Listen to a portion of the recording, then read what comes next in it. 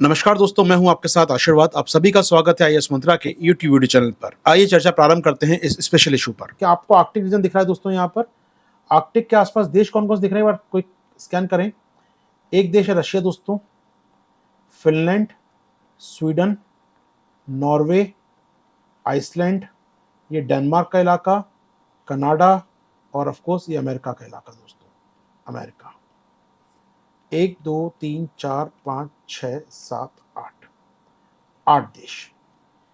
Finland और Sweden हाल ही में NATO member बन गए हैं दोस्तों, ये दोनों मेंबर बन गए नाटो के। Norway, Iceland, Denmark already member है नाटो का, आइसलैंड मेंबर है, कनाडा मेंबर है, अमेरिका तो ही है। तो ऑलमोस्ट 1 वर्सेस 7 हो गया यहाँ पर।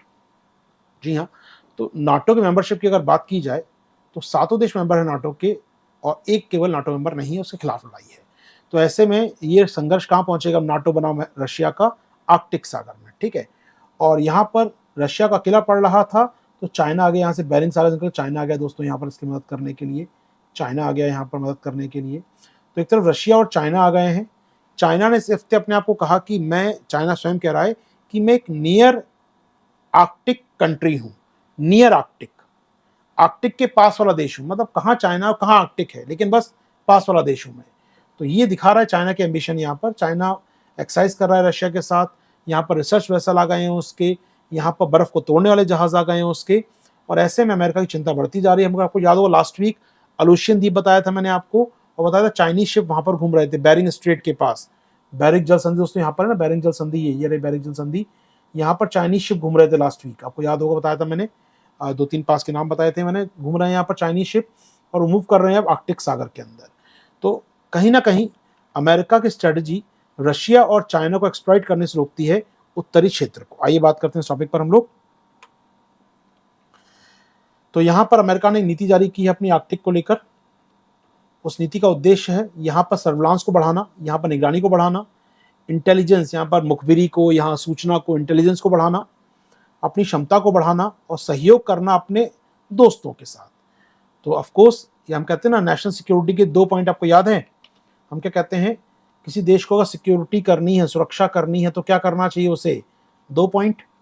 एक, अपनी क्षमता का विकास करो भैया, एनहेंस योर कैपेबिलिटी, क्षमता का विकास करो, अपनी क्षमता बढ़ाओ, यहाँ पर कैपेबिलिटीज का एनहेंस करो। और दूसरा, सामूहिक सुरक्षा करो, कलेक्टिव सिक्योरिटी करो।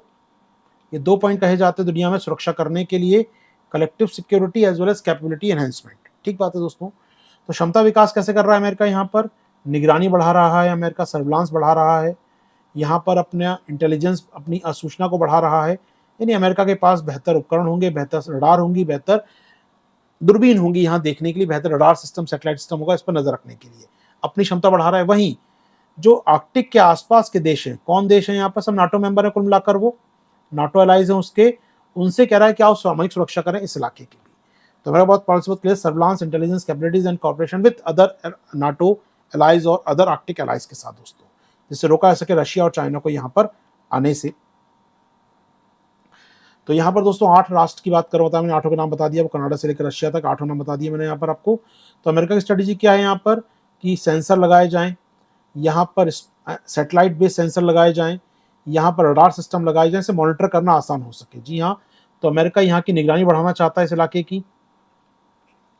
साथ ही साथ यहाँ पर वो यूएवी या ड्रोन तैयार करना चाहता है, ड्रोन तैयार करना, कम्युनिकेशन सिस्टम तैयार करना, रडार सिस्टम तैयार करना चाहता है। ठीक है। इसके अलावा स्वीडन और फिनलैंड के नाटो में आने के बाद से केवल एक देश बचा है रशिया, जो नॉन नाटो है केवल। तो 7 वर्सेस 1 करना चाहता है अमेरिका यहाँ पर, कि 7 देश हमारे और एक केवल नाटो यहाँ पर, अमेरिका रशिया यहाँ पर। तो ऐसे में कहीं ना कहीं वो बात कर रहा है ज्वाइंट एक्सरसाइज की, 7 देश मिलकर एक्सरसाइज करें इस इलाके में, काउंटर कर सकें रशिया और चाइना की एक्टिविटीज को दोस्तों हम लोग। ठीक है ना। चलो, तो यहाँ पर बताया मैंने आपको थोड़ी देर पहले कि चाइना ने क्या कहा है स्वयं को? नियर आर्कटिक स्टेट कहा है चीन ने स्वयं को। भैया हम नियर आर्कटिक स्टेट हैं, तो बहुत बड़ी बात क्या चाइना क्लेम कर रहा है, मतलब हम आर्कटिक से दूर के नहीं हैं, हम आर्कटिक के बहुत करीब के देश हैं। तो हमें भी यहाँ माइनिंग का और एक्सपेडिशन का और गैस को ढूंढने का अधिकार मिलना चाहिए। वॉट काम का है दोस्तों अपने यहाँ पर।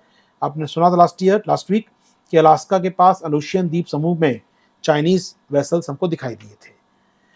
बाकी इंडिया आर्कटिक पॉलिसी जारी कर चुका है दोस्तों, यूपीएससी क्वेश्चन पूछ चुका है। 2022 के मार्च महीने में आई थी इंडिया की आर्कटिक पॉलिसी। 6 की पॉइंट थे इसके अंदर। 6 पॉइंट क्या क्या थे दोस्तों?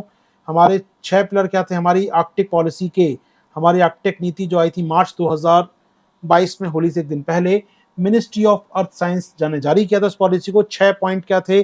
6 पिलर दोस्तों। R&D को बढ़ावा देंगे आर्कटिक पर, एनवायरमेंट को सुरक्षित करेंगे आर्कटिक के, ह्यूमन रिसोर्स या ह्यूमन कैपेबिलिटी या मानव संसाधन तैयार करेंगे हम लोग, इकोनॉमिक डेवलपमेंट करेंगे आर्कटिक के लिए, ट्रांसपोर्टेशन कनेक्टिविटी, जी हाँ, आर्कटिक रास्तों का यूज करेंगे, रूट्स का यूज करेंगे आर्कटिक के लिए हम लोग यहाँ पर, गवर्नेंस इंटरनेशनल सहयोग करेंगे हम लोग आर्कटिक के लिए, अंतर्राष्ट्रीय सहयोग करेंगे, और क्षमता निर्माण करेंगे आर्कटिक के लिए अपनी। ये सारे काम करेंगे हम लोग आर्कटिक पर अपने। ये हमारे 6 पॉइंट थे आर्कटिक पॉलिसी के दोस्तों। उम्मीद करूंगा क्लियर है ये। तो दोस्तों कैसा लगा ये वीडियो आपको बताइए कमेंट बॉक्स में। आप ज्वाइन कर सकते हैं मेरे संग मेरी करंट अफेयर्स क्लासेस दोस्तों, जो उपलब्ध हैं जीएस विद आशीर्वाद ऐप के ऊपर, जहां डेली क्लास होती है और नोट्स प्राप्त होते हैं। इसके अतिरिक्त आप जुड़ सकते हैं ऐप पर हमारे पीटी और मेंस के विशेष कार्यक्रम पर। लॉग इन कीजिए हमारी ऐप पर। Thank you.